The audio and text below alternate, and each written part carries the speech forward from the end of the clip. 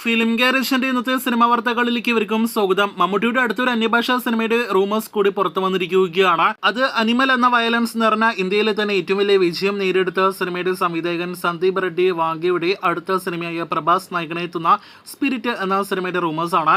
ചിത്രത്തിൽ മമ്മൂട്ടി കൂടി ഒരു പ്രധാനപ്പെട്ട റോളിൽ എത്തുന്നു എന്നൊരു റൂമേഴ്സ് ആണ് കഴിഞ്ഞ ദിവസങ്ങളിൽ പുറത്തു വന്നിരിക്കുന്നത്. സിനിമയിൽ പ്രഭാസിന്റെ അച്ഛൻ വേഷത്തിൽ മമ്മൂട്ടി എത്തുന്നു എന്നതാണ് നിലവിൽ പുറത്തു വന്നിരിക്കുന്ന റിപ്പോർട്ട്. മമ്മൂട്ടിയെ കൂടാതെ പ്രഭാസ് നായകനെത്തുന്ന സ്പിരിറ്റ് എന്ന സിനിമയിൽ കരീന കപൂർ അഭിനയിക്കുന്നു. ഒപ്പം തന്നെ തെലുഗു മെഗാസ്റ്റാർ കൂടിയായ ചിരഞ്ജീവി അഭിനയിക്കുന്നു എന്നൊക്കെ റിപ്പോർട്ടുകളുണ്ട്. സിനിമയുടെ ചിത്രീകരണം 2025 തുടക്കത്തിൽ ആരംഭിക്കും. 2026 മാത്രമേ സ്പിരിറ്റ് തിയേറ്ററുകളിലേക്ക് എത്തുകയുള്ളൂ. വാർത്ത സത്യമാകുകയാണെങ്കിൽ മമ്മൂട്ടിയുടെ ഏജന്റ്, യാത്ര 2 എന്നീ സിനിമകൾക്ക് ശേഷമുള്ള അടുത്ത തെലുഗു അന്യഭാഷാ സിനിമ കൂടിയായിട്ട് ഈ ചിത്രം മാറുകയാണ്.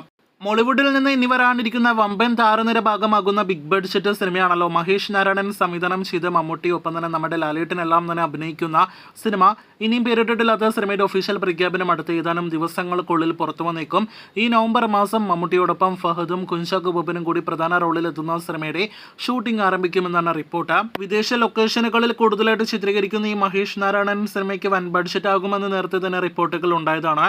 ഏകദേശം 6 മാസത്തിനടുത്ത് ചിത്രീകരണം നടക്കുന്ന സിനിമയുടെ ബഡ്ജറ്റ് റിപ്പോർട്ട് കഴിഞ്ഞ ദിവസം ഒരു മാധ്യമം പുറത്തുവിടുമ്പോൾ 80 കോടിയാണ് സിനിമയുടെ ബഡ്ജറ്റ് എന്നാണ് റിപ്പോർട്ട്. അപ്പോൾ മഹേഷിന്റെ കരിയറിലെ ഏറ്റവും ഉയർന്ന ബഡ്ജറ്റ് ഉണ്ടായിരുന്ന സിനിമയായ മാലിക്കിന്റെ 4 ഇരട്ടി ബഡ്ജറ്റ് ഉണ്ട് ലാലേട്ടൻ മമ്മൂട്ടി ചിത്രത്തിന് എന്നാണ് ഇതിൽ നിന്ന് വ്യക്തമാകുന്നത്. അപ്പോൾ ഇനി നാം കാത്തിരിക്കുന്നത് ലാലേട്ടൻ മമ്മൂട്ടി ചിത്രത്തിന്റെ ഒഫീഷ്യൽ പ്രഖ്യാപനത്തിനായിട്ടാണ്. കാത്തിരിക്കൂ സിനിമയെക്കുറിച്ചുള്ള കൂടുതൽ വാർത്തകൾക്കും വിവരങ്ങൾക്ക്.